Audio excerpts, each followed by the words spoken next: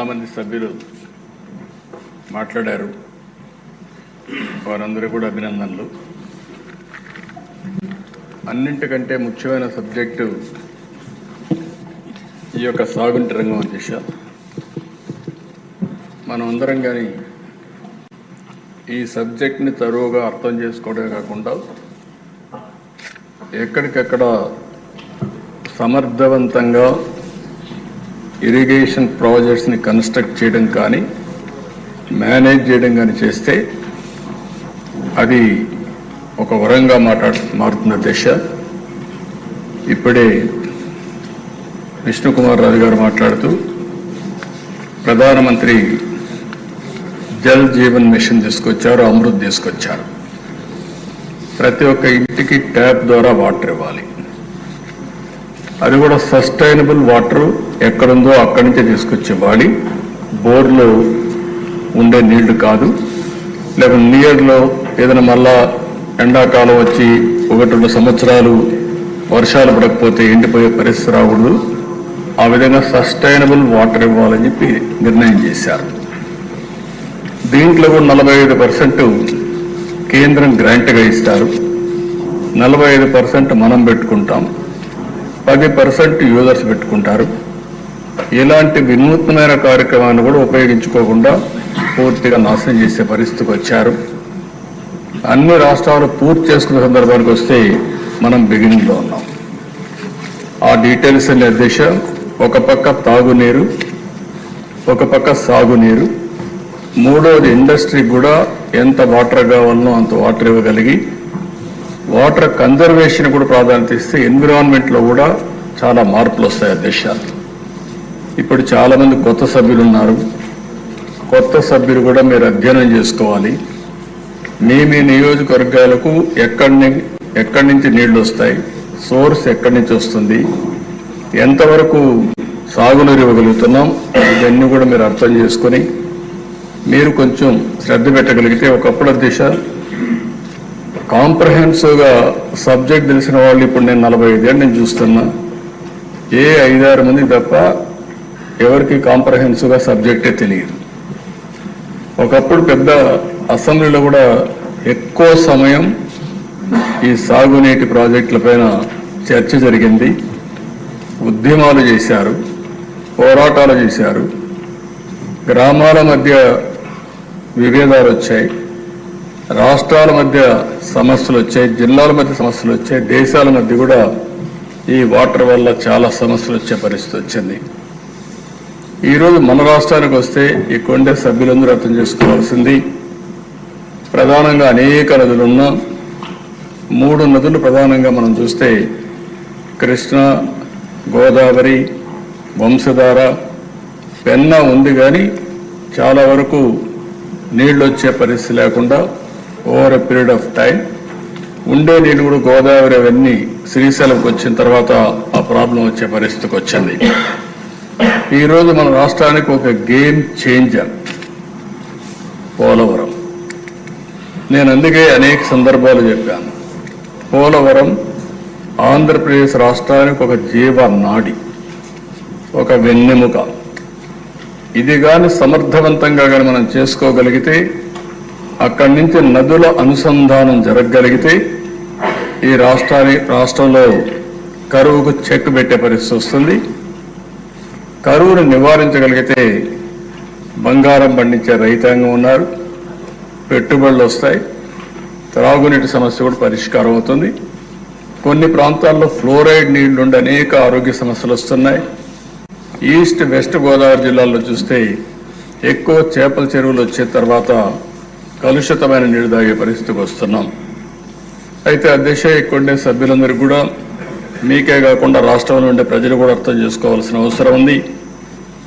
ఈరోజు ఏదైతే పోలవరం ప్రాజెక్టు ఉందో అది ఇప్పుడుది కాదు, ఓసారి చరిత్ర. ఆ చరిత్రలో మనం చూస్తే 1941లో ప్రపోజల్ వచ్చింది. 1941లో దివాన్ బహదూర్ ఎల్ వెంకటకృష్ణ అయ్యర్, అప్పుడు చీఫ్ ఇంజనీర్ ఇరిగేషన్, అతను ఒక ప్రపోజల్ పెట్టాడు. ఒక స్టోరేజ్ రిజర్వాయర్ ఇక్కడ వస్తే బాగుంటుంది, గోదావరి పైన రావాలి అని ఆలోచించి ప్రిలిమినరీ ఇన్వెస్టిగేషన్ 42-44లో చేశాడు. అప్పట్లో ఒక జీవో కూడా ఇష్యూ చేశారు. ఆ జీవో ప్రకారం ఫర్దర్ ఇన్వెస్టిగేషన్ తొలిసారి మీరు చూస్తే 170 అడుగులు ఎత్తి పెట్టాలని, ఆ నుంచి 208 అడుగులు కూడా పెట్టాలని, దీనివల్ల 340 నుంచి 700 టీఎంసీ నీళ్లు పోలవరంలో, పేరు కూడా అప్పుడు పోలవరం కాదు, అక్కడ రిజర్వాయర్ నీళ్లు ఉంటాయని చెప్పి ఒక అవగాహనకు వచ్చారు. 75 నుంచి 150 మెగావాట్ల పవర్ ఉత్పత్తి చేయొచ్చు అనుకున్నారు. పేరు కూడా రామపాద సాగర్ని సైట్ని ఐడెంటిఫై చేసి అక్కడ ఈ ప్రాజెక్టు కట్టాలని చెప్పి ఆ రోజు నిర్ణయించారు. కడాన దిశ ఈ ప్రాజెక్టుని గోవిందరాజు అయ్యంగారని 5-6 ఆగస్టు 1947లో ఇవన్నీ కూడా కన్సల్టెంట్గా ఉండి ఇవన్నీ ఎస్టాబ్లిష్ చేసి ఇది ఫీజిబిలిటీ ఉంది, selection of site for dam is the best available site అని ఫైనలైజ్ చేశారు. ఆ రోజు కానీ ఇప్పుడు వచ్చినట్టు పోలవరం పూర్తయిన దిశ ఎస్ఎస్ఆర్ 47-48 ప్రకారం 129 కోట్లు, ఈరోజు 55,000 కోట్లు. అంటే ఆ రోజు ఈ ప్రాజెక్ట్ అయిపోయింటే రాష్ట్రం ఎంత సువిష్టమయ్యేదో, ఎంత అభివృద్ధి అయ్యేదో ఒక ఉదాహరణ మాత్రం. అది అయిన తర్వాత దిశ చాలా సమస్యలు వచ్చాయి, కానీ అందరూ మర్చిపోయాం. స్వాతంత్రం వచ్చింది, రాష్ట్రం వచ్చింది, మళ్ళా రాష్ట్రం కలిసింది, రాష్ట్రం విడిపోయింది. ఎన్ని జరిగినా కూడా అప్పట్లో ఎవరూ పట్టించుకోకుండా 15/5/1981లో మాత్రం అంజయ్య గారు ఫౌండేషన్ వేశారు. ఫౌండేషన్ వేసి ఆయన ఫౌండేషన్ మాత్రం వేశాడు, కానీ ప్రాజెక్ట్ ఏమి స్టార్ట్ చేయకపోతే రాజశేఖర్ రెడ్డి వచ్చిన తర్వాత దాన్ని ఎన్ని ఇబ్బందులు పెట్టాలో అన్ని ఇబ్బందులు పెట్టి అస్తవ్యస్తం చేసి ప్రాజెక్ట్ని ఇది అసాధ్యమనే పరిస్థితికి వచ్చారు. మొట్టమొదటిసారి దిశ రాష్ట్ర విభజన జరిగిన తర్వాత హైదరాబాద్ ఇన్కమ్ తెలంగాణకు వెళ్తుంది, ఆంధ్రప్రదేశ్కి ఆదాయం లేదు. కాబట్టి ఈ ఆదాయం రావాలంటే కొన్ని అనౌన్స్ చేయాలనే ఉద్దేశంతో పోలవరాన్ని ఒక నేషనల్ ప్రాజెక్టుగా అనౌన్స్ చేశారు. ఈరోజు హైదరాబాద్ ఉంది దిశ, నాలెడ్జ్ ఎకానమీకి చిరునామా. ఈరోజు దాన్ని ఒక ఆదర్శంగా చేశాం. అలాంటి రాష్ట్రానికి అక్కడ ఇచ్చినప్పుడు దీనివల్ల మనకు పూర్తిగా ఫలితాలు రాకపోయినా ఇక్కడి నుంచి శ్రద్ధ పెట్టాలనే ఉద్దేశంతోనే ఆ రోజు నేను ఒకటే ఆలోచించా. 1 అమరావతి, 2 పోలవరం. ఈ 2 మనకు 2 కళ్ళుగా తీసుకుపోవాలనే ఉద్దేశంతోనే 2 పైన కూడా శ్రద్ధ పెట్టాం. 3వది ఆంధ్రప్రదేశ్కు ఉండే పెద్ద అవకాశం సీ కోస్ట్, పోర్ట్ లెడ్ ఎకానమీకి ముందుకు పోతే బ్రహ్మాండంగా అభివృద్ధి అవుతామనే ఉద్దేశంతో ఈ 3 పైన కూడా దృష్టి పెట్టి ఒక పక్క పెట్టుబడులు, ఒక పక్క అమరావతి, ఇంకొక పక్క పోలవరం ద్వారా నదుల అనుసంధానానికి మనం ముందుకు పోయాము.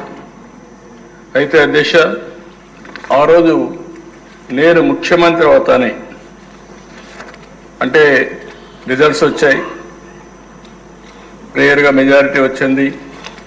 కేంద్రంలో 14లో నరేంద్ర మోడీ గారు ప్రధానమంత్రి అయ్యారు, ఎన్డీఏలో పార్ట్నర్స్గా ఉన్నాం. నేను ఆ రోజు ఢిల్లీ పోయినప్పుడు నా అనుభవంతో ఒకటి ఆలోచించాను, నాకు నాలెడ్జ్ ఉంది కాబట్టి.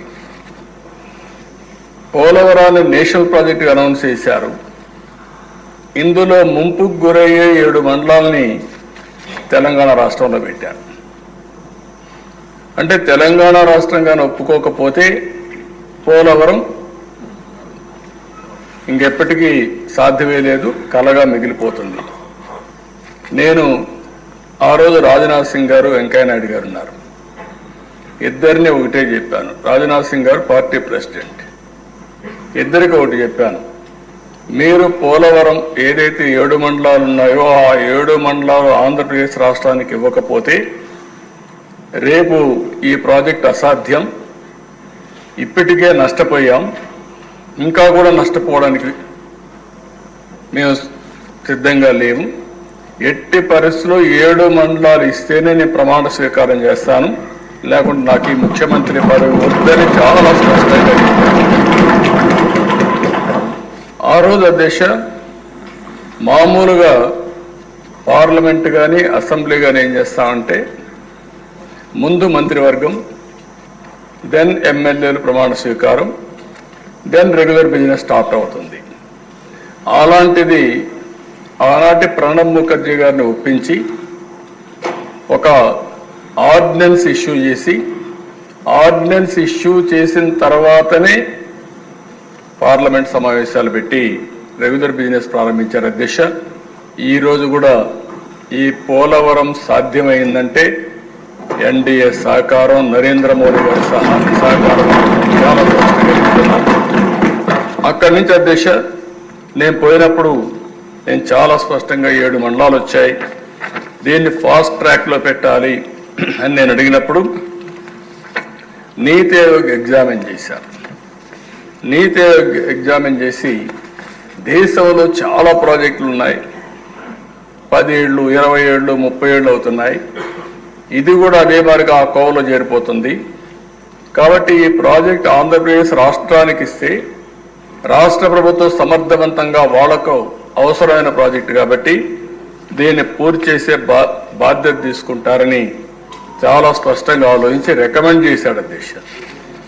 ఆ రికమెండేషన్ క్యాబినెట్కి వెళ్ళి సెంట్రల్ క్యాబినెట్ ఆమోదించిన తర్వాత నేను కూడా మన ఇంట్రెస్ట్ ఉంది, ఇది పూర్తి చేయాలి, లేకపోతే 30-40 ఏళ్ళు అయితే ఎప్పటికీ సాధ్యం కాదనే ఉద్దేశంతో టేకప్ చేసాం అధ్యక్ష.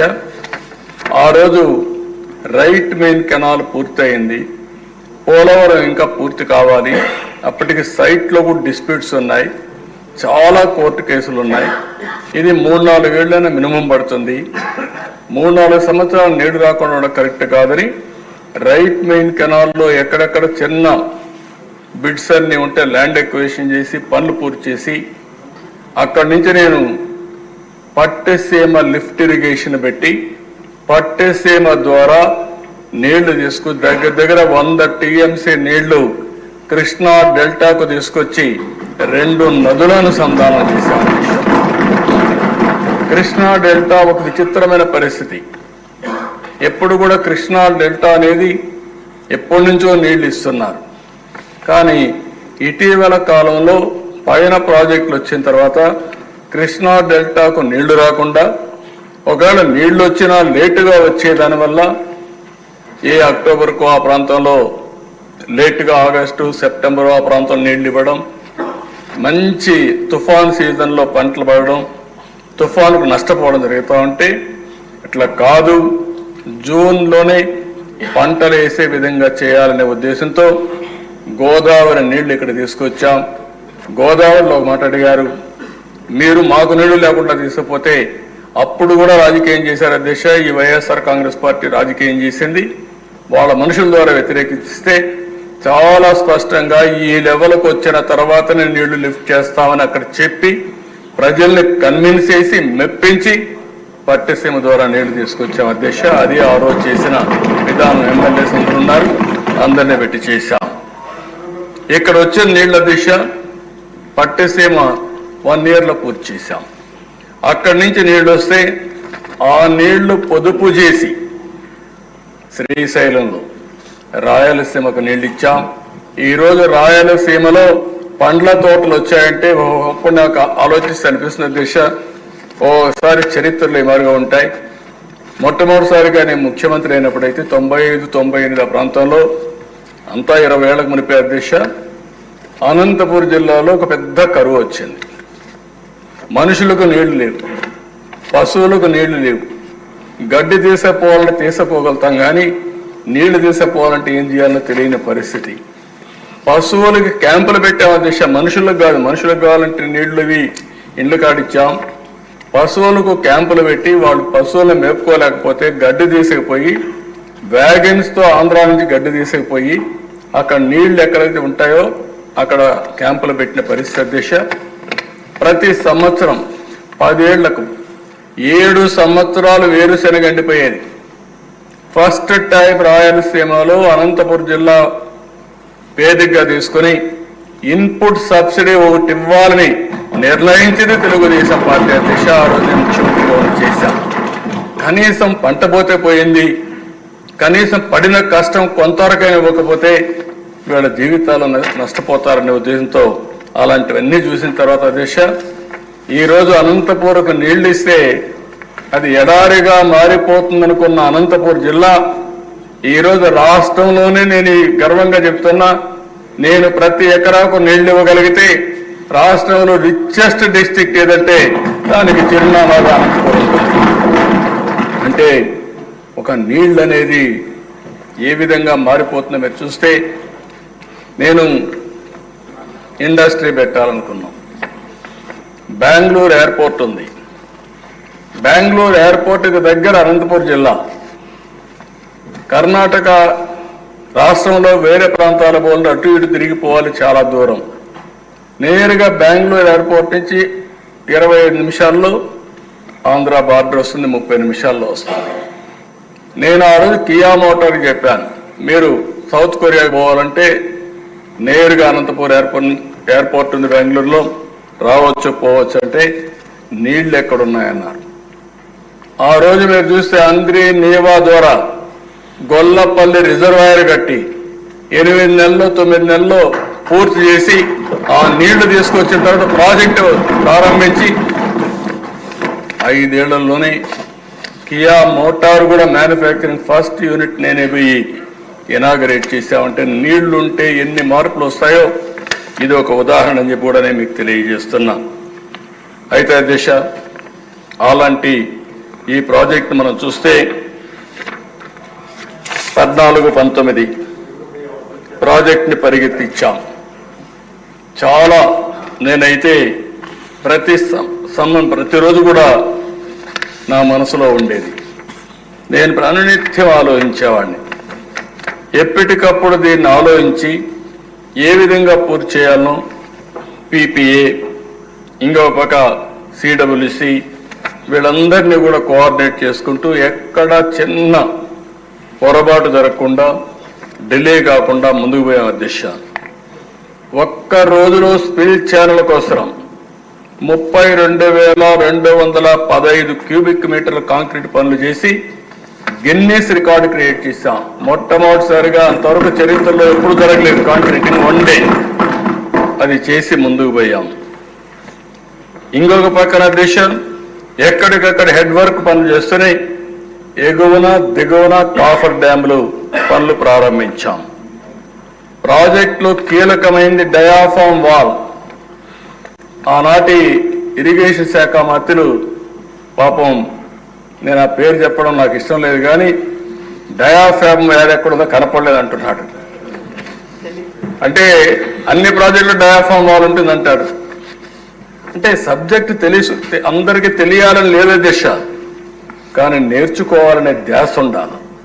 ఆ ధ్యాస లేకుండా పోవడం దౌర్భాగ్యం అని చెప్పి కూడా నేను మీకు తెలియజేస్తున్నా. ఎందుకంటే గోదావరిలో లూజ్ సాయిల్స్ ఉన్నాయి. ఆ లూజ్ సాయిల్స్ లో ఈ కాంక్రీట్ తో డయాఫామ్ వాల్ స్పెషల్ టెక్నాలజీది. అది రాకపోతే నీళ్లు కింద మొత్తం వెళ్ళిపోయే పరిస్థితి వస్తుంది. అందుకని అది కూడా మీరు చూస్తే 2 కిలోమీటర్ల పొడవు 100 మీటర్ల లోతులో కొన్ని దిక్కల డయాఫామ్ వాల్ వెళ్ళింది. ఆ సాయిల్ని బట్టి ఇది జర్మన్ కంపెనీ బావర్ ఒకటే చేయగలుగుతుంది. ప్రపంచంలో 2-3 కంపెనీలు తప్ప ఎక్కడా లేవు. అలాంటి కంపెనీని రప్పించి 414 రోజుల్లో డయాఫామ్ వాల్ పూర్తి చేశామని చెప్పి మీకు అందరికీ తెలియజేస్తున్నా. ఇబ్బందులున్నా కూడా అధిగమించాం, చేశాం. ఇవన్నీ చేసే దిశ స్పిల్వే గేట్స్ అన్ని డిజైన్లు సిద్ధం చేయడం, గేట్లన్నీ ఎక్కడికక్కడ ఎరెక్ట్ చేయడం, ఇవన్నీ కూడా ఎప్పటికప్పుడు పీపీఏ కానీ అదే మరి సిడబ్ల్యూసీ కానీ వాళ్ళందరూ అనుమతులు తీసుకొని ముందుకు పోయే పరిస్థితికి వచ్చాం. నితిన్ గడ్కరీని తీసుకొచ్చాం. నేను అబ్రాడ్ పోతాను, నాగ్పూర్కి వెళ్ళాను. అదే దేశగా పనిచేశాం, ఒక పద్ధతి ప్రకారం పనిచేశాం. దీనివల్ల మీరు ఆలోచిస్తే అధ్యక్ష, గేట్లు పెట్టగలిగాం, స్పిల్వే చేశాం, స్పిల్ ఛానల్ పనులు పూర్తి చేశాం. అన్ని కూడా సమర్థవంతంగా చేసుకుంటూ ముందుకు పోయి 72% పనులు పూర్తి చేశాం. 28 సార్లు నేరుగా వెళ్ళాను ప్రాజెక్ట్ దగ్గరికి. 82 సార్లు వర్చువల్గా రివ్యూ చేశాను.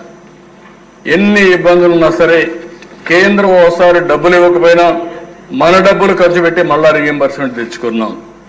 అన్నీ ఇది చేశాం కాబట్టి 72% పూర్తయింది.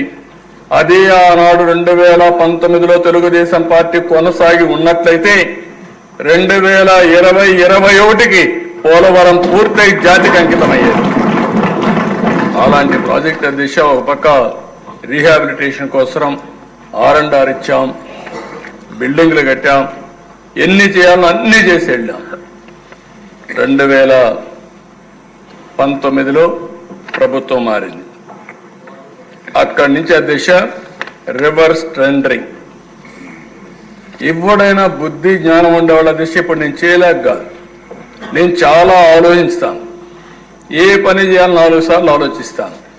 ప్రజా జీవితంలో ఉండే మనం ప్రధానమైన నిర్ణయాలు చేసినప్పుడు ఇంకా ఎక్కువ ఆలోచించుకోవాల్సిన అవసరం ఉంది. తెలియకపోతే నేర్చుకోవాల్సిన అవసరం ఉంది. కక్షతో రాజకీయం చేయడం కాదు, కక్షతో అభివృద్ధి చేయడం కాదు దిశ. అదే ఇక్కడ జరిగింది. ముఖ్యమంత్రిగా ప్రమాణ స్వీకారం చేస్తూనే అప్పుడే పోలవరం ప్రాజెక్ట్ ని ఆపేస్తుందని అనౌన్స్ చేయడం. ఆ రోజే మీరు ఒకసారి చూస్తే అధ్యక్ష ఆదేశాలు ఇవ్వడం, ఆదేశాలు ఇచ్చి సైట్లో నిర్మాణ సంస్థ ఉంటే దాన్ని ఖాళీ చేయించింది జూలై 29, 2019 నోటీసులు ఇచ్చి ఖాళీ చేయించడం. ఇంకొక పక్కన అధికారులందరినీ మార్చేయడం. కాంట్రాక్టర్ లేడు, అధికారులు లేడు. అధ్యక్ష మీరు ఒకసారి చూస్తే గోదావరి ఉధృతంగా వస్తే 50 లక్షల క్యూసిక్స్ ఆఫ్ వాటర్ డిశ్చార్జ్ వస్తుంది. దేశంలో ఇంత ప్రమాదమైన నది ఎక్కడా లేదు.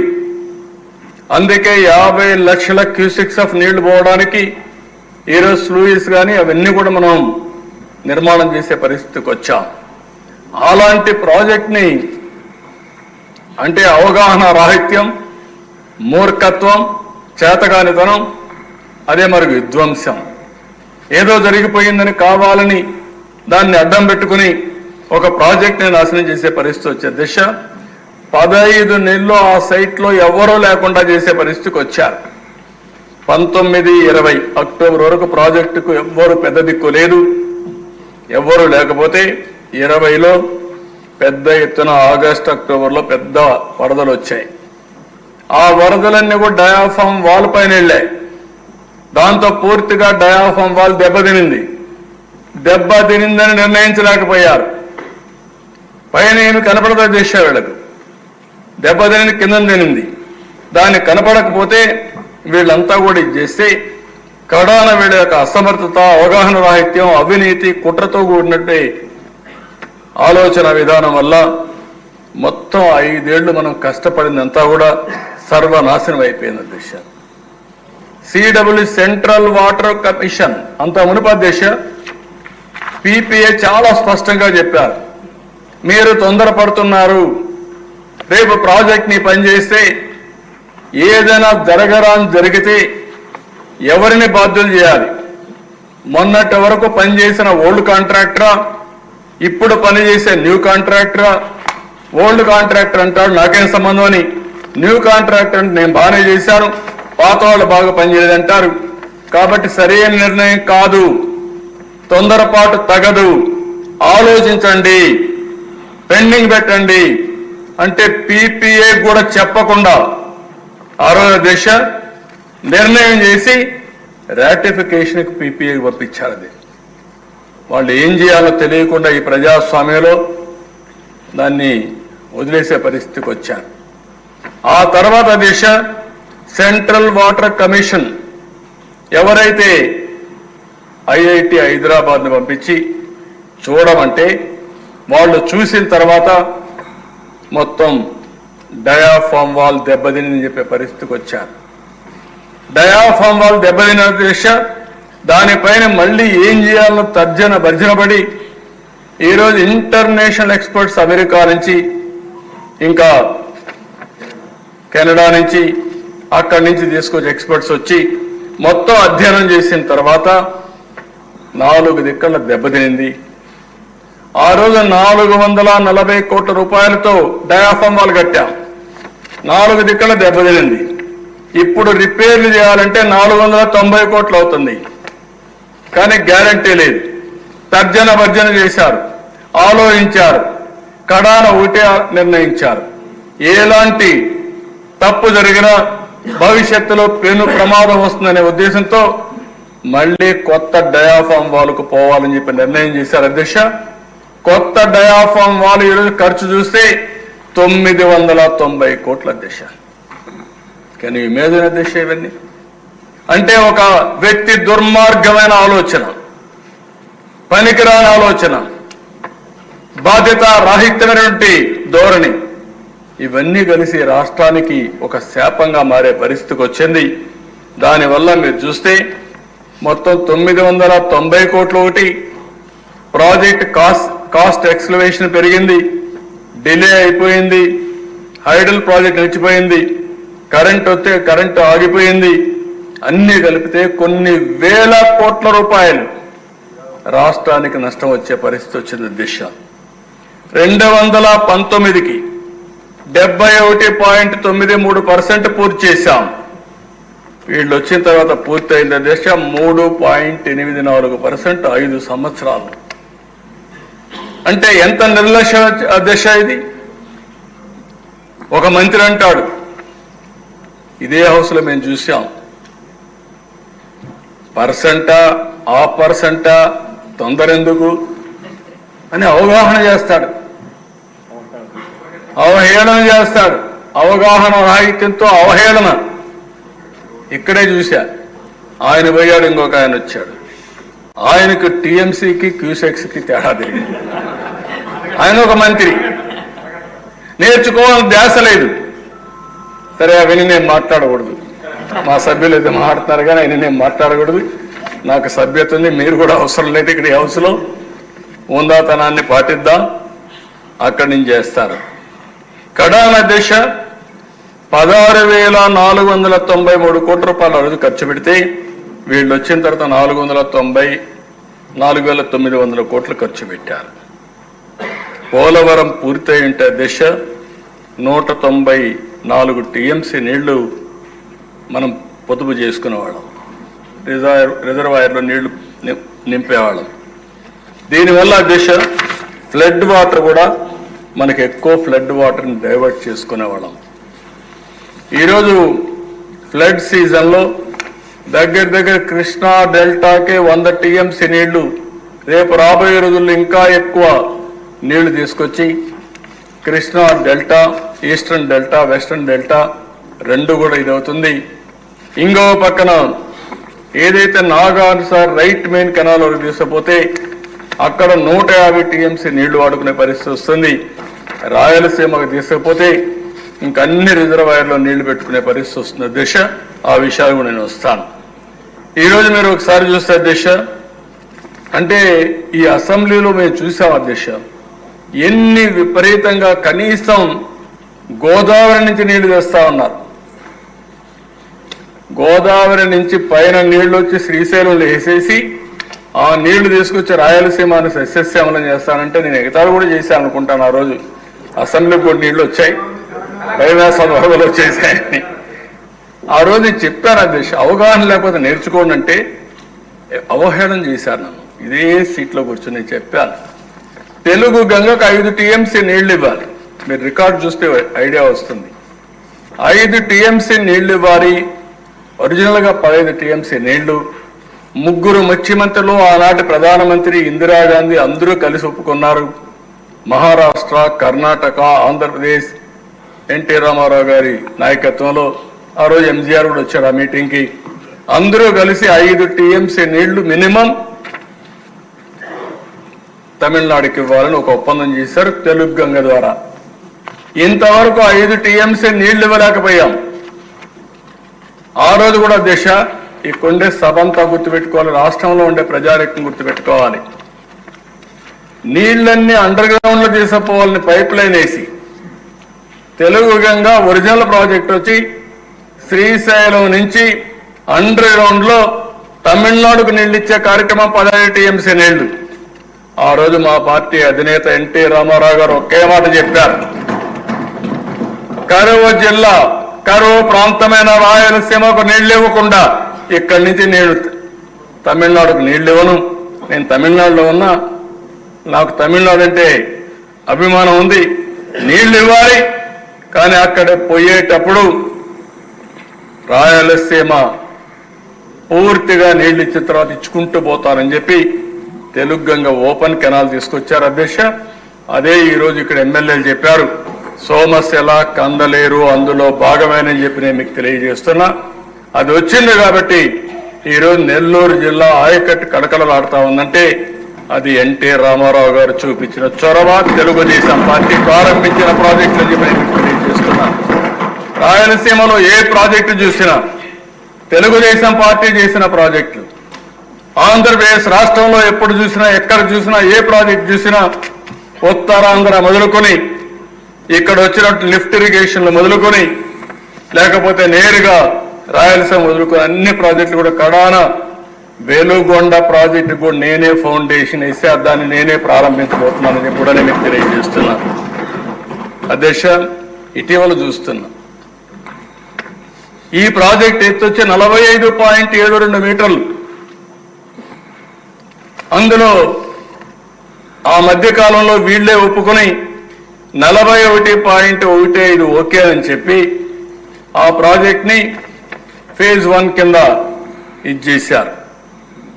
నేను ఒకటే చెప్పాను మొన్న కూడా, ఇది కేంద్ర ప్రాజెక్టు 41.25 కేబినెట్ ఫైనలైజ్ చేసింది కాబట్టి ముందు ప్రాజెక్టు కడుతూనే ఫేజ్ 2 కూడా కన్ను పూర్తి హైట్ వచ్చి 45.72.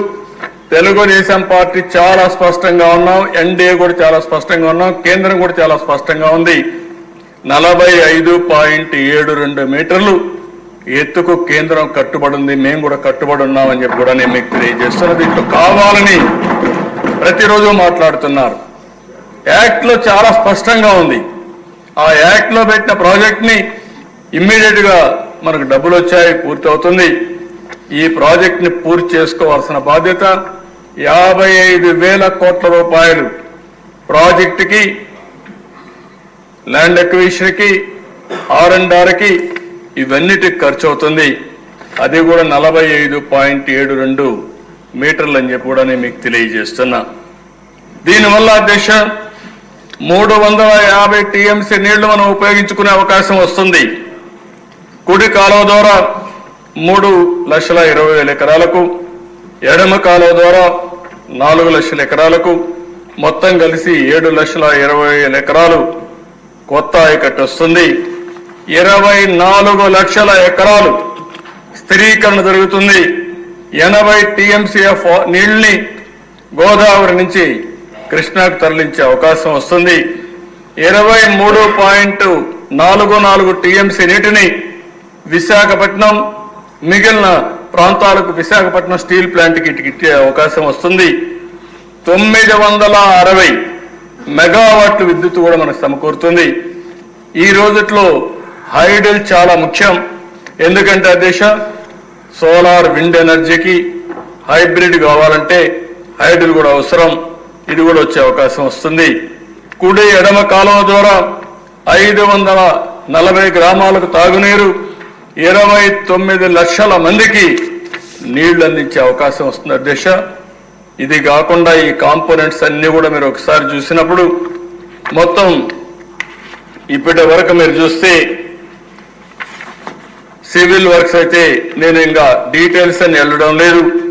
ఈరోజు మీరు ఒక్కసారి చూస్తే 16,493 కోట్ల రూపాయలు 2019 ఖర్చు పెడితే ఇప్పుడు మే వరకు చూసినప్పుడు 21,489 కోట్లు ఖర్చు పెట్టారు. అంటే 4,993 కోట్లు మాత్రం ఖర్చు పెట్టే పరిస్థితికి వచ్చారు. ఇంకో పక్కన దేశం, నేను ఒకే విషయం ఈ సభ ద్వారా అందరికీ తెలియజేస్తున్నా.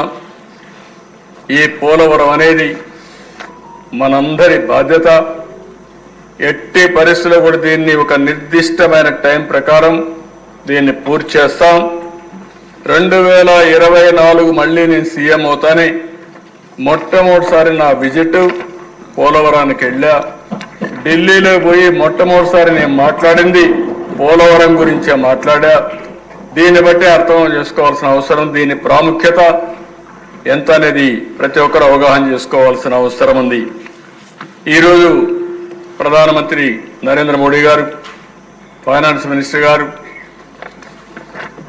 సిఆర్ పాటిల్ గారు, వాటర్ రిసోర్స్ మినిస్టర్ అందరూ కలిసి 12,157 కోట్ల రూపాయలు శాంక్షన్ చేశారు అధ్యక్ష. 2 ఏళ్లలో ఇవ్వడానికి సిద్ధంగా ఉన్నారు. ఇప్పటికే డబ్బులు ఇచ్చారు అధ్యక్ష. ఇప్పటికే డబ్బులు మీరు చూస్తే 2,308 కోట్లు విడుదల చేశారు. 460 కోట్ల రూపాయలు రీఎంబర్స్ చేశారు. రెండు కలిపితే దగ్గర 2,900 కోట్ల రూపాయలు మనకు డబ్బులు వచ్చాయి. ఎప్పటికప్పుడు పూర్తి చేసి డబ్బులు ఇవ్వడానికి సిద్ధంగా ఉన్నారు. ప్రాజెక్టు వేగంగా పటిష్టంగా పూర్తి చేయడానికి ఏవైతే సాంకేతిక సమస్యలు వచ్చాయో వాటిపైన దృష్టి పెట్టాం.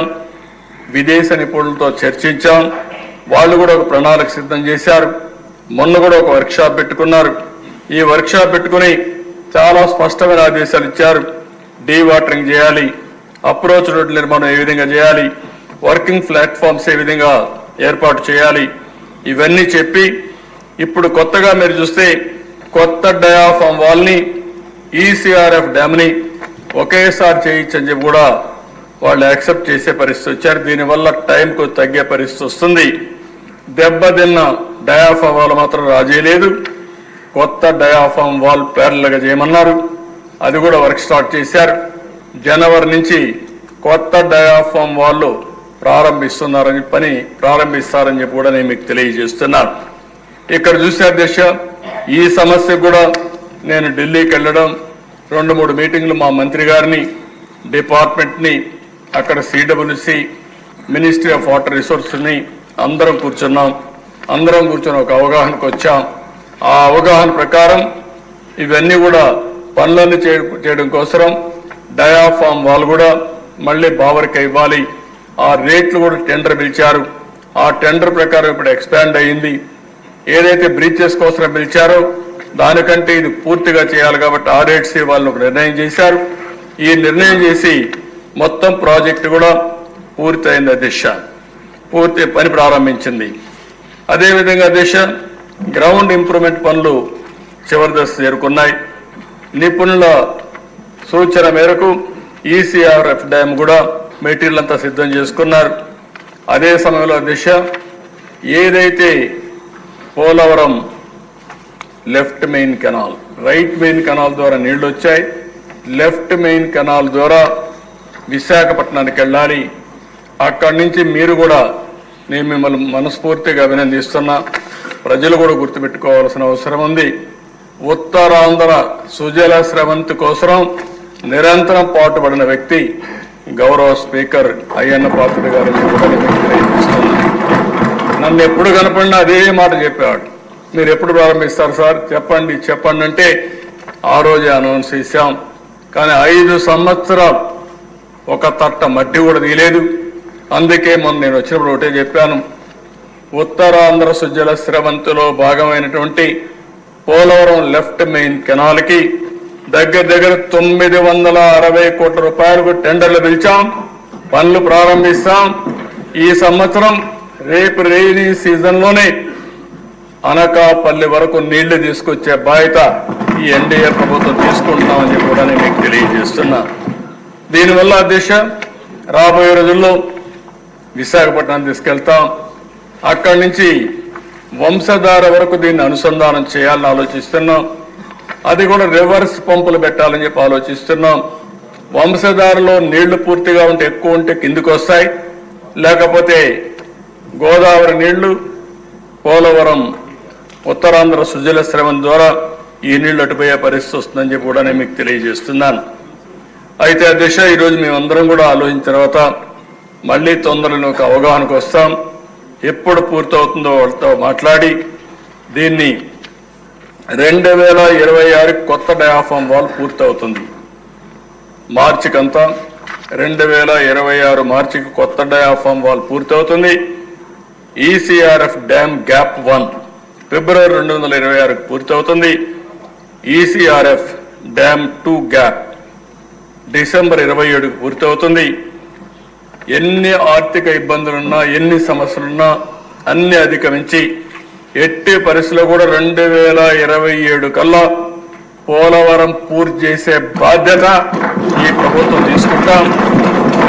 అటు ఇటు కాదన్నా జూన్ కాకపోతే ఇంకో 2-3 నెలల్లో ఎట్టి పరిస్థితుల్లో మీరందరూ గర్వంగా ప్రజల దగ్గరికి పోయి చెప్పుకునే విధంగా ఈ ప్రాజెక్ట్ పూర్తి చేసే బాధ్యత ఈ ప్రభుత్వం తీసుకుంటుందని చెప్పి కూడా నేను మీకు తెలియజేస్తున్నా. అదే సమయంలో మీ అందరి మనోభావాలు విన్నాను. అందరూ ఎమ్మెల్యేలు కూడా ప్రాజెక్టుల గురించి మాట్లాడారు. ఉత్తరాంధ్ర మొత్తం మనం చూస్తే పోలవరం నుంచి ఉత్తరాంధ్ర సుజల స్రవంతి ఒక మ్యాప్ కూడా పెట్టాం. అధ్యక్ష మీకు ఒక ఐడియా ఉండాలని ఇక్కడ పోలవరం నుంచి నేరుగా ఉత్తరాంధ్ర సుజల స్రవంతి దిశ ఇక్కడ పోలవరం కిందన వస్తుంది. ఇక్కడ పాయింటర్ లేదు, కింద ఉండేది పోలవరం డౌన్ పోలవరం డౌన్. ఇది పోలవరం దిశ. అక్కడి నుంచి నేరుగా Uttarandhra Polavaram right main canal LMC నుంచి నేరుగా కణితికి వెళ్తుంది. అది ఉత్తరాంధ్ర సుజల స్రవంతి కనెక్ట్ చేస్తుంది. అక్కడ తాండవ, రైవాడ, పెదపూడి, అదే మరిగా భూదేవి, తోటపల్లి, ఆంధ్ర, గడిగడ్డ, పెద్దగడ్డ, మీకు ఆల్మోస్ట్ ఆల్ దిశ వెంగళరాయ సాగరం అన్ని ప్రాజెక్టులు పూర్తి చేసుకుంటూ మొత్తం అన్ని కూడా చూస్తే వంశధార దగ్గరికి వెళ్తుంది. అల్టిమేట్ గా ఈ పక్కన పైన చూస్తే బాహుదా రివర్, ఇచ్చాపురం, గోదావరి నీళ్లు ఇవన్నీ కూడా పోలవరం ద్వారా మీరు చూసినప్పుడు ఉత్తరాంధ్ర సుజల స్రవంతి, అదే మరి వంశధార స్టేజ్ 2 ఫేజ్ 2, తోటపల్లి, తారక రామాతీర్థ సాగరం, మహేంద్ర తనయ ఆఫ్షోర్, మధ్యవలస, జంజావతి, వంశధార, నాగావళి అనుసంధానం కూడా దిశ. అక్కడ చూస్తే పైన నాగావళికి కూడా అనుసంధానం చేస్తున్న వంశధారని. సో దట్ ఎక్కడ చూసినా అన్ని నదులు అనుసంధానం చేస్తూ ఫైనల్ గా ఈ ప్రాజెక్ట్ నుంచి ఒక 200 టీఎంసీ పైకి కిందికి వాడుకునే పరిస్థితి వస్తుంది. ఉత్తరాంధ్ర తెలుగుదేశం పార్టీని బలపరిచారు, గౌరవించారు. వాళ్ళ రుణం తీర్చుకోవడానికి ప్రభుత్వం సిద్ధంగా ఉన్నాం. ఎట్టి పరిస్థితుల్లో ఈ ప్రాజెక్టు పూర్తి చేసి ఉత్తరాంధ్రలో ఉండే ప్రాజెక్టులు పూర్తి చేస్తామని చెప్పి కూడా నేను మీకు తెలియజేస్తున్నా. కిందికి వస్తే అధ్యక్ష రాయలసీమ ప్రాజెక్టులు ఒకసారి పోలవరం నుంచి కిందికి వెళ్ళాం. పోలవరం పైన దిశ పోలవరం, అక్కడి నుంచి మీరు చూస్తే ఆర్ఎంసి నేరుగా కృష్ణాకు వస్తుంది. రైట్ మెయిన్ కెనాల్ కృష్ణాకు వస్తుంది. ప్రకాశం బ్యారేజ్ నుంచి భవిష్యత్తులో మేము ఆలోచించేది ఇప్పుడు శ్రీశైలం పైన ఉంటుంది. శ్రీశైలం నుంచి 3 ఛానల్స్ మీరు చూస్తే ఒక పక్కన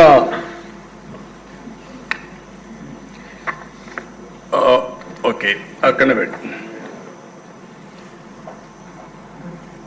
ఒక పక్కన కేసీ పైన నుంచి మనం చూసినప్పుడు శ్రీశైలం నుంచి చూసినప్పుడు ముచ్చమర్రి కూడా నీళ్ళు వస్తుంది. ఇంకో పక్క శ్రీశైలం నుంచి పోతిరెడ్డిపాడు అక్కడి నుంచి వస్తుంది. అక్కడి నుంచి వస్తే ఒక పక్కన అంద్రీనేవా, ఇంకొక పక్క తెలుగు గంగ, ఇంకొక పక్క గాలేరు నగిలి. ఈ 3 వల్ల మొత్తం రాయలసీమకు అప్ టు చిత్తూరు వరకు వస్తుంది. తుంగభద్ర నుంచి కూడా హెచ్ఎల్సి వస్తుంది రాయలసీమకి, అది కూడా అనంతపూర్కి. తుంగభద్ర నుంచి కింది వరకు మీరు చూస్తే పిఏబిఆర్, అక్కడి నుంచి అప్పర్ పెన్నార్, పక్కనే మిడ్ పెన్నార్, చాగల్లు, అక్కడి నుంచి భైరవాని తిప్ప. మీ ప్రాజెక్టులన్నీ కూడా అంద్రీనేవా సుజల స్రవంతి ఫేజ్ 1 ఫేజ్ 2లో, Galeru Nagari phase 1 phase 2, Telugu Ganga project, KC canal, Tungabhadra low level high level canals, Srisailam right bridge canal, Bhairavani Tippa, upper పెన్న, వేదావతి, గురు రాఘవేంద్ర, వెలిగల్లు. ఈ ప్రాజెక్ట్స్ అన్నీ అధ్యక్ష రాయలసీమలో వస్తాయి.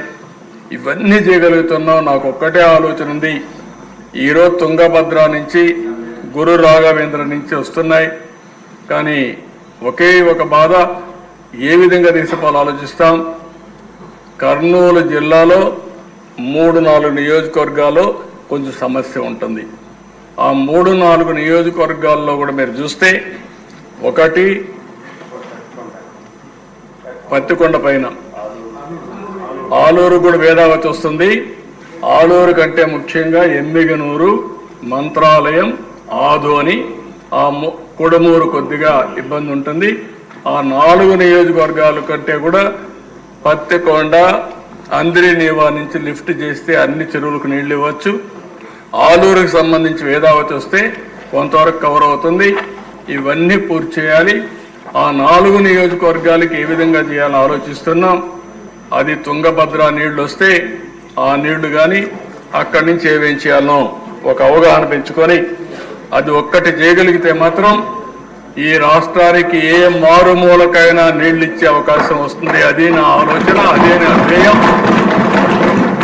దానికి ఏమేం చేయాలో తెలంగాణతో, కర్ణాటకతో సమస్య ఉంది.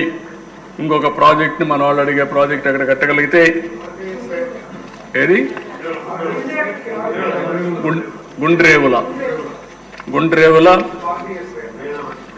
RDS right main canal, Gundrevula ఈ 2 వస్తే కొంతవరకు సెట్ అవుతుంది. ఆ ప్రయత్నం కూడా చేస్తాం. ఇచ్చి పుచ్చుకునే దూరంలో ముందుకు పోయి ఆ 2 చేయగలిగితే ఇక్కడ అన్ని ప్రాంతాలకు ఎక్కడ కావాలంటే అక్కడ నీళ్ళు తీసిపోతాం. కానీ ఈ ప్రాంతం ఒకటే నాకు కొద్దిగా కన్సర్న్ ఉంది. దాన్ని కూడా ఏం చేయాలో చేస్తాం. ఇవి కాకుండా మళ్ళీ మీరు చూస్తే ప్రకాశం, నెల్లూరు, చిత్తూరు జిల్లాలకి నాగార్ సాగర్ కుడికాలువ, Veligonda, Gundlakamma project, Somasila project, Somasila high level lift canal, Somasila Swarnamukhi link canal, Balaji reservoir, Srinivasapuram reservoir, Mallemadugu reservoir, Swarnamukhi barrage, ఇవన్నీ ఇక్కడ పూర్తి చేయాల్సిన అవసరం ఉంది. కృష్ణా, గుంటూరు, వెస్ట్ గోదావరి జిల్లాలకి పోలవరం కుడికాలువ సమగ్ర వినియోగం, Pulichintala project, Chintalapudi lift irrigation, Godavari Krishna Penna అనుసంధానం ఫేజ్ 1 ద్వారా నాగార్ సాగర్ కుడికాలువకు నీళ్లు, Varikapudisela lift irrigation, Vedadri lift irrigation project, Guntur channel విస్తరణ, Pattiseema project, Tadipudi lift irrigation scheme. ఇవి పూర్తి చేస్తే ఈ జిల్లాలో వస్తాయి. వెస్ట్ గోదావరి, ఈస్ట్ గోదావరికి Polavaram left main canal, Purushottapatnam lift irrigation, Godavari Eluru అనుసంధానం, Pushkara lift irrigation, Godavari delta modernisation కూడా ఒక ఇష్యూ ఉంది. దాన్ని కూడా ఆలోచిస్తున్నాం. అది కూడా పూర్తి చేసుకోగలిగితే ఇవన్నీ వస్తాయి. అదే సమయంలో దిశ ఒక ఆలోచన, మీరందరూ మెంబర్స్ అంతా ఆలోచిస్తున్నారు కాబట్టి గోదావరి నీళ్లు నాగార్ సాగర్ తీసుకొచ్చాం. గోదావరి నీళ్లు నాగార్ సాగర్ నుంచి కిందికి వెళ్ళండి. రైట్ మెయిన్ కెనాల్ అక్కడి నుంచి రాబోయే రోజుల్లో వైకుంఠపురం దగ్గర నుంచి ప్రకాశం బ్యారేజ్ దగ్గర నీళ్లు తీసుకొచ్చి నేరుగా ఇక్కడ రైట్ మెయిన్ కెనాల్, ప్రకాశం బ్యారేజ్ నుంచి right main Nagar Sagar right main canal SLBRC అక్కడికి నీళ్లు తీసుకెళ్తున్నాం. అక్కడ నాగార్ సాగర్ ప్రాజెక్ట్ నుంచి ఎట్లా నాగార్ సాగర్ ప్రాజెక్ట్ నుంచి 2 చూస్తే NSLC Nagar Sagar left main canal, ఆ కెనాల్లు నల్గొండకి వెళ్ళి ఖమ్మానికి వచ్చి, ఖమ్మం నుంచి నందిగామ, తిరువూరుకు వచ్చి ఆ నీళ్లు నూజివీడు వరకు వస్తాయి. అది ఎప్పుడు రాలా. నా జీవితంలో ముఖ్యమంత్రిగా 14 సంవత్సరాలు ఒక్క సంవత్సరం తీసుకొచ్చా. డిఎస్పీలని అదే సమయంలో RDOల్ని రూట్ సూపర్వైజర్లుగా పెట్టి ఒక్క సంవత్సరం పుష్ చేయగలిగితే ఆ నీళ్లు వచ్చాయి. ఇప్పుడు ఆలోచన విధానం, ఆ Nagar Sagar right main canal తెచ్చిపోతే గోదావరి నీళ్లు 150 TMC పొదుపు అవుతుంది. ఆ 150 TMC నీళ్లు పైన శ్రీశైలంలో పెట్టగలిగితే రాయలసీమ ప్రాజెక్ట్స్ మనకి ఇచ్చే పరిస్థితి వస్తుంది. Nagar Sagar right main canal తీసుకెళ్తాం. శ్రీశైలం నుంచి రెడ్ కలర్ ఉంది, అది వెలుగొండ. ఆ వెలుగొండ మీరు చూసినప్పుడు ఒక్క నిమిషం అక్కడ ఉండే ఆ వెలుగొండ ప్రాజెక్ట్ ఉంది. ఆ వెలుగొండ ప్రాజెక్ట్ నాగార్జున సాగర్ దగ్గర తీసుకుపోయినప్పుడు అక్కడే బొల్లాపల్లి వస్తుంది. ఆ నీళ్లు కానీ అక్కడ 2 కొండలు ఉన్నాయి. ఆ కొండల మధ్యలో బొల్లాపల్లి కడితే 150 టీఎంసీ నీళ్లు బొల్లాపల్లిలో పెట్టే పరిస్థితి వస్తుంది. దానివల్ల చాలా ఉపయోగపడుతుంది. ఆ నీళ్లు 150 టీఎంసీ నీళ్లు పెడితే నాగార్జున సాగర్ కూడా ఆ నీళ్లు వెళ్ళిపోతాయి. బొల్లాపల్లి నుంచి బ్యాక్ వాటర్ నాగార్జున సాగర్కి వెళ్తాయి. అక్కడి నుంచి వెలుగొండ దగ్గరికి అంటే ఆ పక్కకు తీసుకొచ్చి అక్కడి నుంచి నేరుగా బనకచెర్లకు తీసుకెళ్తాం. పైన కిందన బనకచెర్ల బిహెచ్ఆర్ అదేనా బనకచెర్ల అక్కడికి తీసుకొస్తాం. వెలుగొండ దగ్గర నుంచి నల్లమలై ఫారెస్ట్ కట్ చేసి బనకచెర్లకు వస్తే ఒక్కసారి బనకచెర్ల కానీ నీళ్లు ఇవ్వగలిగితే గేమ్ చేంజర్. రాయలసీమలో అక్కడి నుంచి మీరు చూసేట్టు కేసీ కెనాల్, ఈ పక్క వస్తే అంద్రినీవా, ఇంకో పక్క పోతే తెలుగు గంగా, ఇంకో పక్క పోతే గాలేరు నగిరి, అన్ని కాలువలకు నీళ్లు వెళ్ళిపోతాయి. అక్కడి నుంచి నేరుగా జీడిపల్లికి రావాలన్నా, గోరకల్లుకు రావాలన్నా, ఆ పక్కన కందలేరు రావాలన్నా, సోమశలకు నీళ్లు పోవాలన్నా మొత్తం పోయే పరిస్థితి వస్తుంది. అయితే ఊరికే కాదు ఈ ప్రాజెక్టు మనం అడిగితే 70,000 కోట్ల రూపాయలు అవుతుందన్నారు. గోదావరి నుంచి కృష్ణాకు తీసుకొచ్చి, కృష్ణా నుంచి నాగార్జున తీసుకొచ్చి బొల్లాపల్లి కట్టి అక్కడి నుంచి నేరుగా బనకచెర్ల తీసుకుపోని 70,000 కోట్లు. ఈ 70,000 కోట్లు ఏ విధంగా వస్తుందో అందరూ ఆలోచించాల్సిన అవసరం ఉంది. అయితే నా జీవిత ఆశయం ఎప్పటికైనా సరే ఇది పూర్తి చేసి నదుల అనుసంధానం పూర్తి చేయాలనేది నా జీవితం. నేను చూడాలని నా కళ. ఇది చేయగలిగితే చరిత్ర, ఆ చరిత్ర సృష్టించాలంటే ఇక్కడవన్నీ అయిపోతాయి. కానీ బనకచెర్లకు తీసుకుపోవడమే అతిపెద్ద సమస్య. ఇంకోటి ఆలోచిస్తున్నా, ఒకవేళ వీలైతే ఈరోజు మనం చూస్తే నేషనల్ హైవేస్ అన్ని 50,000 లక్ష కోట్లు పెట్టి ఖర్చు పెట్టి చేస్తున్నారు. 4 లేన్ 6 లేన్ 8 లేన్ అని హైబ్రిడ్ మోడల్ కానీ ప్రైవేట్ వాళ్ళు వచ్చి ఇది ఖర్చు పెట్టి అవసరమైతే మనం ఏమైనా పూర్తి చేయగలుగుతామా? కేంద్రం రాష్ట్రం అనుకొని ప్రైవేట్ పార్ట్నర్షిప్లో ఏమైనా చేయగలుగుతామా? మన ఇద్దరం కొంత డబ్బులు పెట్టి కొంత వాళ్ళు కూడా పెట్టి ఒక 20 ఏళ్ళు 25 ఏళ్ళకి ఇవ్వడానికి అవకాశం ఉంటుందా? అది జరిగితే ఇప్పటి నుంచి ఆదాయం వస్తుంది. లేకపోతే 70,000 కోట్ల రూపాయలు రేపు రాబోయే రోజుల్లో 2 లక్షలు కావచ్చు, ఇంకా ఎక్కువ కావచ్చు. అప్పుడు చేయగలుగుతాం. ఒకవేళ చేస్తామో లేదో కూడా తెలియని పరిస్థితి. అలాంటివన్నీ ఉన్నాయి. మీ అందరికీ, సభ్యులందరికీ నేను ఒకటే చెప్తున్నా, ఇది పూర్తి చేయగలిగితే ఆంధ్ర రాష్ట్రం సస్యశ్యామలం. ప్రతి ఒక్క ఎకరాకు నీళ్ళు ఇచ్చే అవకాశం వస్తుంది. మొత్తం ఇవి కాకుండా ఇంకా చిన్న చిన్న ప్రాజెక్టులు మీరు చెప్పారు. రిజర్వాయర్లు ఉన్నాయి, నీళ్లు పోతున్నాయి, పక్కన కాలువలు లేకుండా నీళ్లు ఇచ్చే పరిస్థితి లేదు. అలాంటివి కూడా పూర్తి చేయాల్సిన అవసరం ఉంది. ఇవన్నీ పూర్తి చేయగలిగితే ఈ అనుసంధానం చేస్తే కరువుకు చెక్క పెడతాం. రాష్ట్రానికి ఒక పెద్ద సంపద క్రియేట్ చేసే పరిస్థితి వస్తుంది. ఇది ఒక గేమ్ చేంజర్గా తయారవుతుంది. దీని మీద మీరు ఒక్కసారి చూస్తే సంవత్సరానికి చాలా వాటర్ సముద్రంలో పోతుంది. ఈ సంవత్సరం ఒక ఎగ్జాంపుల్ చెప్తున్నా మీకు. మొత్తం రాష్ట్రంలో దగ్గర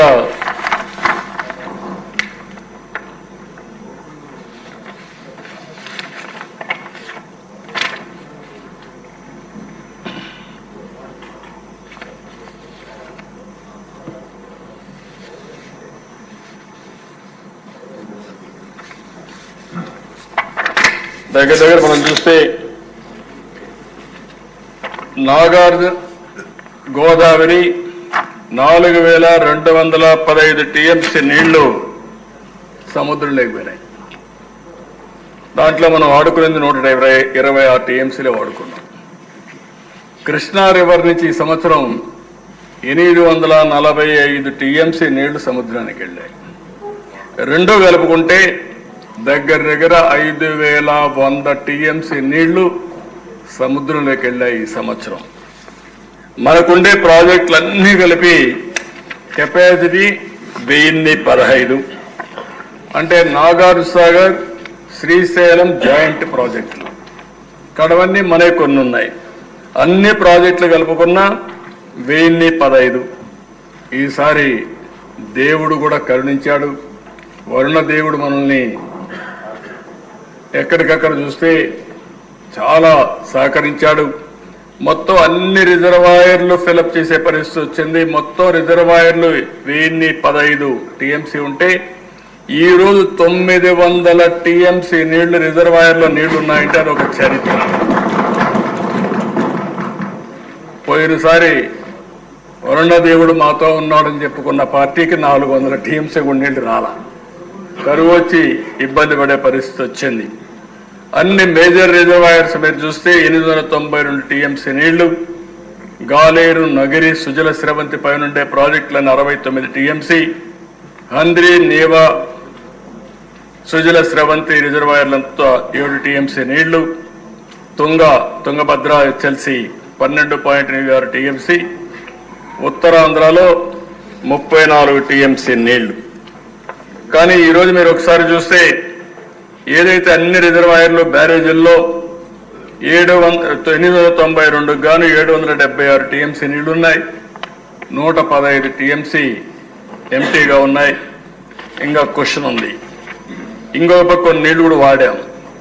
గాలేరు, నగిరి, సుజల స్రవంతి కింద వచ్చే రిజర్వాయర్లన్నీ గోరకల్లు కానీ, ఆవుక్కు కానీ, గండికోట కానీ, పైడిపాలెం కానీ, వామికొండ కానీ, సర్వరాజ్ సాగర్, చిత్రావతి బ్యాలెన్సింగ్ రిజర్వాయర్, మైలవరం అన్ని కలిపితే 68.83కి 62.53 ఉంది. 90.86. హైయెస్ట్ కరువు ఉండే జిల్లాలో ఎన్టీ రామారావు గారు ప్రారంభించిన గాలేరు, నగిరి, సుజల స్రవంతి ద్వారా 90.86% రిజర్వాయర్లో నీళ్లున్నాయంటే అది తెలుగుదేశం పార్టీ చూపించిన చొరవ. ఇంకో పక్కన హంద్రి, నీవా, సుజల స్రవంతి 6.98 టీఎంసీ ఎక్కడ నీళ్లుంటాయి. 5.35 ఉన్నాయి. 1.63 లేదు, ఎంటీగా ఉంది. 76.66% ఇక్కడ ఫుల్ అయినాయి. అదే మాదిరిగా తుంగభద్ర, హెచ్ఎల్సి ఇది కొంత ఇబ్బంది. ఎందుకంటే 12.86 టీఎంసీ నీళ్లు రావాలి. ఇప్పుడు ఉండేది 5.77 ఉంది. ఫ్లడ్ క్వశ్చన్ వచ్చి 7.09 ఉంది. 44.85% ఇంకా కెపాసిటీ ఫ్లడ్ క్వశ్చన్ ఉంది. అంటే దీంట్లో మనం చూసిన పిఏబిఆర్, మిడ్ పెన్నార్, చాగల్లు, సుబ్బరాయ సాగర్, ముచ్చుకోట, అదే మాదిరిగా పెందేకల్లు ఇవన్నీ వస్తాయి. ఇక్కడ మాత్రం కొంచెం ప్రాబ్లం ఉంది. ఇంకా దాన్ని ఫిలప్ కావాలి. దానికంటే కూడా ఇబ్బందికరంగా ఇక్కడ చూస్తే ఇది కూడా ఉత్తరాంధ్ర సుజల స్రవంతి ఈ ఏరియాలో నార్త్ కోస్టల్లో 35 టీఎంసీ నీళ్లు రావాల్సి వస్తే 18.87 వచ్చింది. 16.34% ఇంకా క్వశ్చన్ ఉంది. ఆవరేజ్గా నీళ్లు ఉండేటి 53.37% ఉన్నాయి. అంటే ఇవన్నీ చూసినప్పుడు నేను ఈ సభ్యులందరికీ ఒకటే చేస్తున్నా. ఈ సంవత్సరం అయితే నీళ్లు పోతా ఉంటే నాకు నిద్ర రాలేదు. ఎట్టి పరిస్థితుల్లో అన్ని రిజర్వాయర్లో పూర్తిగా నీళ్లు నిలబెట్టగలిగితే ఒక 2-3 సంవత్సరాలు అటు ఇటు వర్షాలు పడినా కరువు రాదనే ఉద్దేశంతోనే శ్రద్ధ పెట్టాం. జయప్రదంగా చేయగలిగాం. డిపార్ట్మెంట్ అభినందిస్తున్నా. రాత్రి మగుళ్ళు కష్టపడుతున్నారు. మా రామానాయుడు గారు కూడా ఇంకా పని అనుకుంటే ఇంకా మామూలుగా వదిలిపెట్టాడు. 24 గంటల పని చేస్తూ ఉంటాడు. ప్రధాన మీరు చూస్తే 87% ఈ రోజున, మొన్నైతే 93% రిజర్వాయర్లన్నీ ఫుల్ చేసిన ఘనత ఇరిగేషన్ డిపార్ట్మెంట్ది, మా మంత్రిది, వీళ్ళందరినీ చెప్పి నేను మీకు తెలియజేస్తున్నా. అదే సమయంలో ఎక్కడో తుంగభద్ర డ్యాంలో మనకు కూడా సంబంధం ఉంది. తుంగభద్ర డ్యాంలో గేటు కొట్టుకోకపోతే కర్ణాటక గవర్నమెంట్ వదిలేశారు. ఇంక ఈ గేట్ మనం ఏం చేయలేమని వదిలిపెడితే నా పేరు 1 సంవత్సరం అవుతుందంటే నా నోటీస్కి వస్తానే నేను మొట్టమొదటి ఫోన్ చేసింది రామానాయుడికి కేశవ్కి ఫోన్ చేసి మీరు ఏం చేస్తున్నా తెలియదు వెళ్ళమంటే ఇద్దరు వెళ్ళి కన్నయ్య నాయుడు ఒక ఆయన ఉన్నాడు గేట్లు పెట్టాలి, ఆయన ఎక్స్పర్ట్ కన్సల్టెంట్. ఆయన మాట్లాడితే ఆయన కూడా పాపం కంటేదో ఆపరేషన్ చేసుకుని నేను రాలేనంటే నా పేరు చెప్పంగానే నేరుగా సరే సార్ చెప్పాడు కంటి ఆపరేషన్ పనులు అద్దాలు పెట్టుకొని వస్తారని నేరుగా పోయి అసాధ్యమైన పనిని సాధ్యం చేసి గేట్లు పెట్టి ఫుల్ రిజర్వాయర్ నింపారు దిశ. ఈరోజు అక్కడ కూడా తలుచుకున్నప్పుడు చాలా సంతోషం అనిపించింది. మొన్నైతే కర్ణాటక గవర్నమెంట్ కన్నయ్య నాయుడికి అవార్డు ఇచ్చారు, సన్మానం చేశారు ఆ పని చేసిన దానికి. ఇవన్నీ చరిత్రల దిశ, అలాంటి చరిత్ర సృష్టించారు. దీనికి మనస్ఫూర్తిగా అయితే పని ఇప్పుడే అయిపోలేదు. మొత్తం రాష్ట్రంలో అన్ని ప్రాజెక్టులు పూర్తి చేసి ప్రతి ఒక్క ఎకరాకు నీళ్లు ఇవ్వగలిగితే అది ఒక చరిత్ర. ఆ దిశగా పనిచేస్తాం. మీరు చెప్పిన పనులన్నీ కూడా మా వాళ్ళు రాసుకున్నారు. రాసుకున్న తర్వాత మీకు కూడా ఒక అవగాహన రావాలనే ఉద్దేశంతోనే కొంత సమయమైనా నేను డీటెయిల్డ్గా చెప్పాలని చెప్పాను. మొత్తం ఆ ప్రాజెక్ట్స్ అన్ని మీరు చూస్తే ఏ నీళ్లు ఒకప్పుడు మనం అంతా ఆలోచించాడు. కరెంట్ వచ్చేది, ఎక్కడి నుంచి కరెంట్ వచ్చేదో మనకు తెలియదు. అది హైడ్లా థర్మలా కూడా తెలియదు. మనకు కరెంట్ వచ్చేది మనం వాడేవాళ్ళం. ఈరోజు ఆ పరిస్థితికి వచ్చాం. నీళ్ళన్నీ ప్రాపర్గా ఇరిగేషన్ ప్రాజెక్ట్స్ అని నెట్వర్క్ చేసుకోగలిగితే ఈరోజు గోదావరి నీళ్లు వంశధారకు పోతాయి, బాహుదాకు వస్తాయి. బాహుదాలో ఉండే నీళ్లు వంశధారకు వస్తాయి, నాగావళికి వస్తాయి, కృష్ణాకు వస్తాయి, గోదావరికి వస్తాయి, కృష్ణాకు వస్తాయి. ఇక్కడి నుంచి కృష్ణా నీళ్లు నాగార్జున సాగర్కి మళ్ళా తీసుకుపోతే గోదావరి నీళ్లు, అక్కడి నుంచి రాయలసీమ బల్క్చర్ల తీసుకుపోయే పరిస్థితి వస్తుంది. ఇప్పుడు ఏ ప్రాజెక్ట్ అయితే నేను చెప్పానో వెలుగొండ ప్రాజెక్టు, అది నేనే ఫౌండేషన్ వేసా, మళ్ళీ నేనే ఇనాగరేట్ చేస్తానని చెప్తున్నా. ఇటు బిడ్డాను, నాకు సందేహం లేదు. వీళ్ళు చేసిన తప్పుల వల్ల నీళ్లు ఇవ్వలేదు దేశ, ఏం పనులు చేయలేదు, పోయి ఫౌండేషన్ వేశారు. జాతికి అంకితం చేశారు, పూర్తి చేయకుండా జాతికి అంకితం చేశారు. మా కుప్పానికి వస్తే దిశ నాకు కావాల్సిన సినిమా సెట్టింగ్ వేసి ట్యాంకర్లో నీళ్లు తీసుకుపోయి ఆ నీళ్లు వదిలిపెట్టి అక్కడ గేట్ కూడా సినిమాలో సెట్టింగ్ మరిని పెట్టారు దిశ. అక్కడి నుంచి వీళ్ళు వెళ్ళారు, నీళ్లు ఇంకిపోయినాయి, ఆ నీళ్లే లేవు.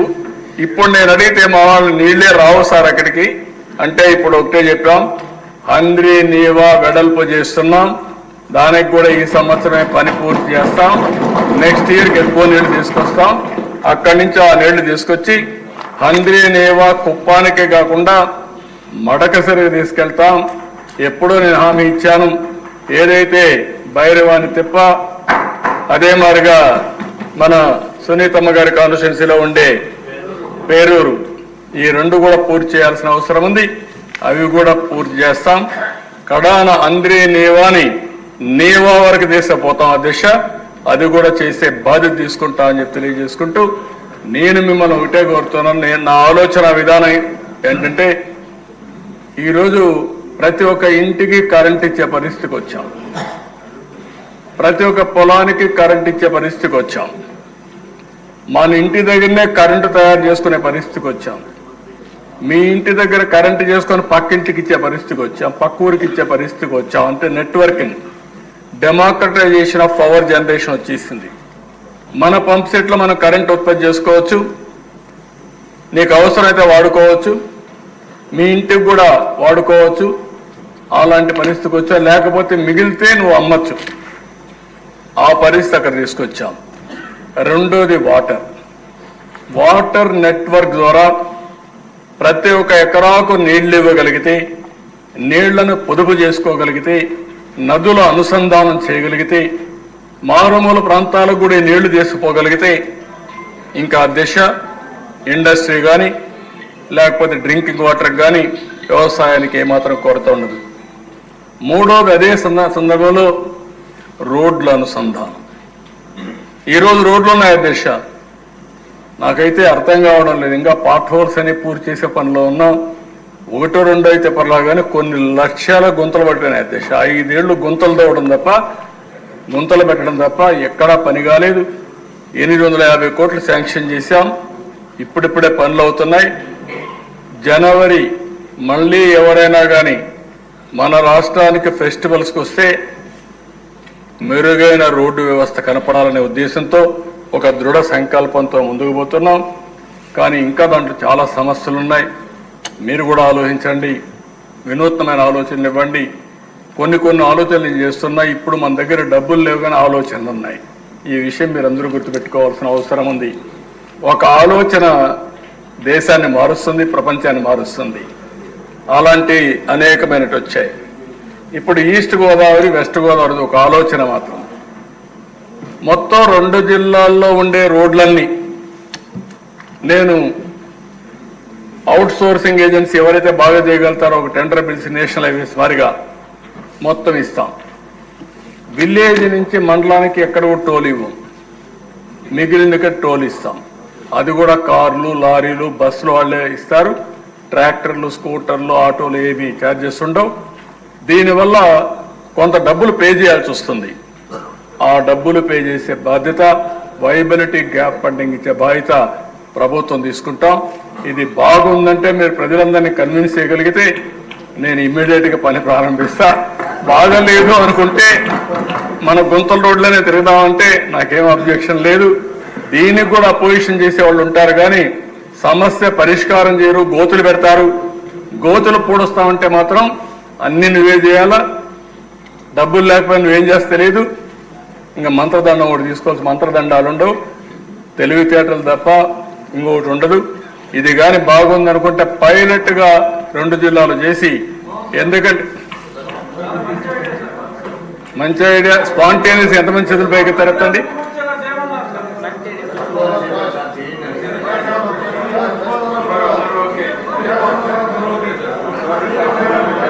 ఓకే, నేషనల్ హైవే రోడ్స్ మారిగా అంటే నీకు ఒకటి ఉంది, మనం చెప్పకపోయినా ప్రజల్ని మోసం చేయక్కర్లేదు. నేషనల్ హైవే మారిగా ఎవరైనా సరే స్కూటర్లు, ఆటోలు వాళ్ళ దగ్గర ఎవరు ఏం చేయరు. మిగిలిన వాళ్ళు యూజర్ ఛార్జెస్ కింద పే చేసుకోవాల్సి వస్తుంది, పే చేస్తారు. నేషనల్ హైవేస్ ఆ రోజు కూడా ఇట్లనే చాలా మంది అపోజ్ చేశారు నన్ను. నేను ఇప్పుడు కూడా గర్వంగా చెప్పగలుగుతున్నా, ఓసారి కొన్ని పనులు జరుగుతాయి. నేను మలేషియా దేశం చూశాను, 2 కోట్ల జనాభా. మిమ్మల్ని కూడా అప్పుడున్న ఎమ్మెల్యేలు పంపించాను మలేషియాకి, సింగపూర్కి, థాయిలాండ్, సౌత్ కొరియా, 7 దేశాలకు పంపించా.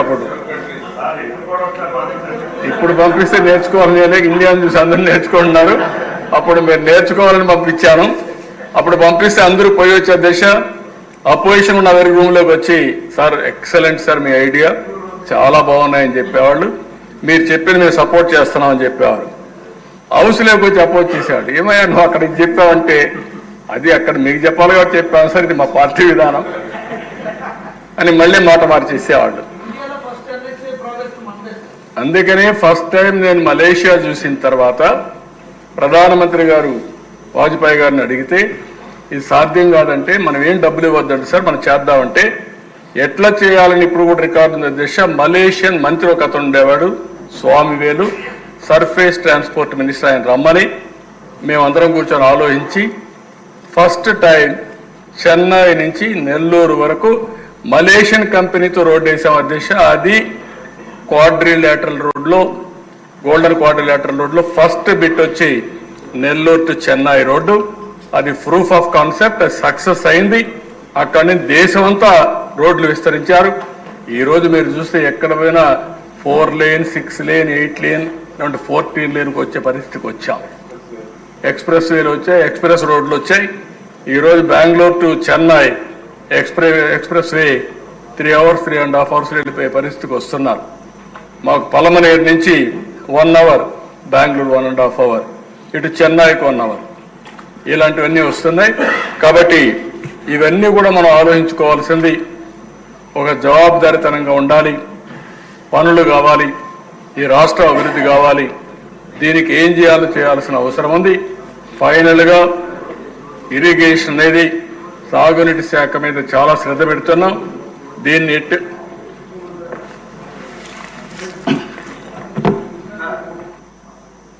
పొద్దున తమరు మమ్మల్ని అందరినీ పంపించి అనేక దేశాలు చూశాక మార్పు వచ్చింది, సంస్కరణ తీసుకొచ్చారు, దాని ఫలితాలు వాళ్ళు అనుభవిస్తూ ఉన్నాం. ఇవాళ ఏదైతే రోడ్ నెట్వర్క్ ఎలా చేశారో వాటర్ మేనేజ్మెంట్కి సంబంధించి కూడా గతంలో మా చిన్నప్పుడు ఏదైనా కాలువలు ఉంటే ఎకరానికి ఒక బస్తా ధాన్యం పెట్టుకొని కాలువలు బాగు చేసుకునేవాడు. ఇవాళ అన్ని ప్రభుత్వం మీద పెట్టి నోట్లో చలువడి పెట్టండి అన్నట్టుగా ఉంటున్నారు, కానీ ఎవరు పార్టిసిపేట్ చేయటంలా. ఇవాళ ఏదైతే తమరు 75,000 కోట్ల రూపాయలు దాదాపు ఇన్వెస్ట్మెంట్ అవుతుందని అంటున్నారు, సంవత్సరాల తరబడి పొలంగా ప్రాజెక్ట్ ఖర్చు పెరిగిపోతా ఉన్నాయి. రైతుల భాగస్వామ్యం తీసుకోవడానికి ఇప్పుడు 20,000 కోట్లు సాలీని తాగేస్తున్నారు సార్. సారా బ్రాండీలు తాగేవాళ్ళు 20,000 కోట్లు తాగేస్తున్నారు.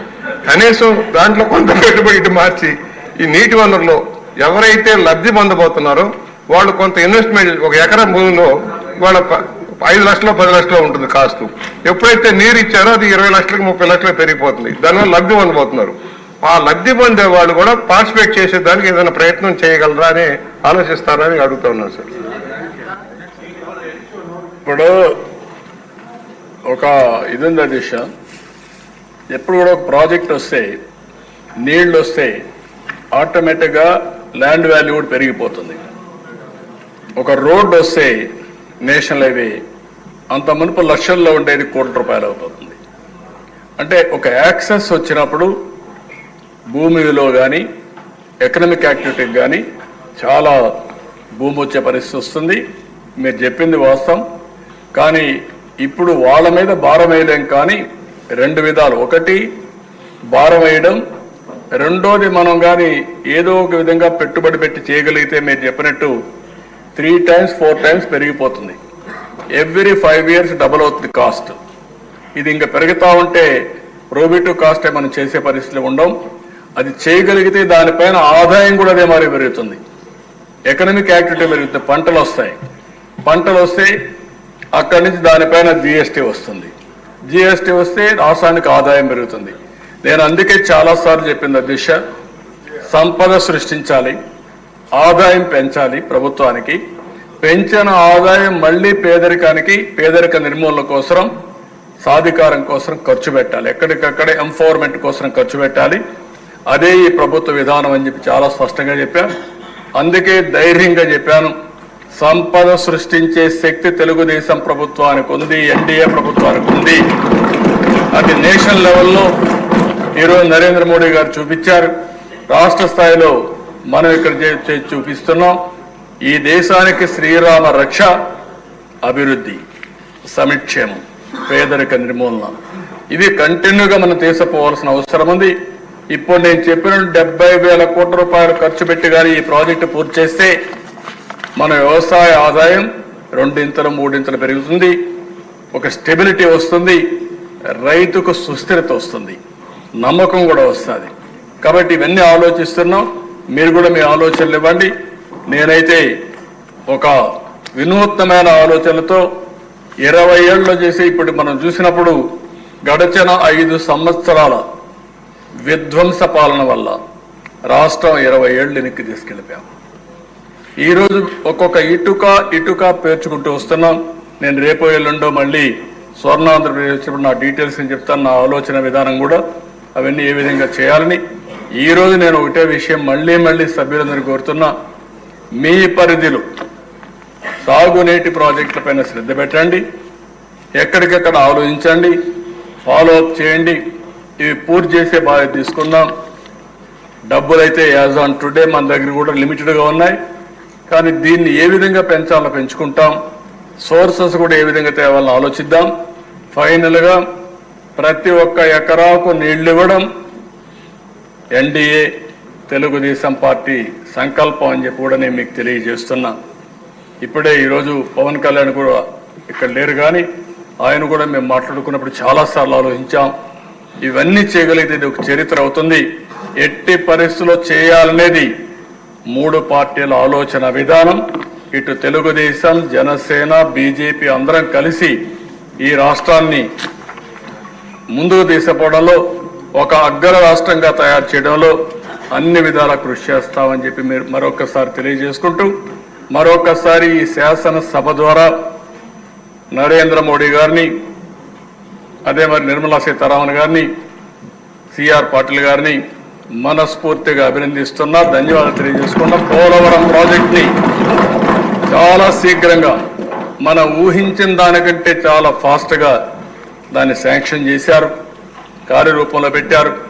మొన్న కూడా ఎక్స్పర్ట్స్ అందరూ వచ్చారు, అందరూ కూర్చొని ఫైనల్గా చాలా క్లారిటీ ఇచ్చారు. దీన్ని ముందుకు తీసుకుపోతామని చెప్పి నేను తెలియజేసుకుంటూ మరొకసారి ప్రతి ఒక్కరూ అవగాహన చేసుకోవడం కాకుండా ఎక్కడికక్కడ ప్రజలకు వివరించే బాధ్యత తీసుకోవాల్సిందిగా అందరినీ కోరుకుంటూ అవకాశం ఇచ్చిన మీకు మనస్ఫూర్తిగా ధన్యవాదాలు. Thank you.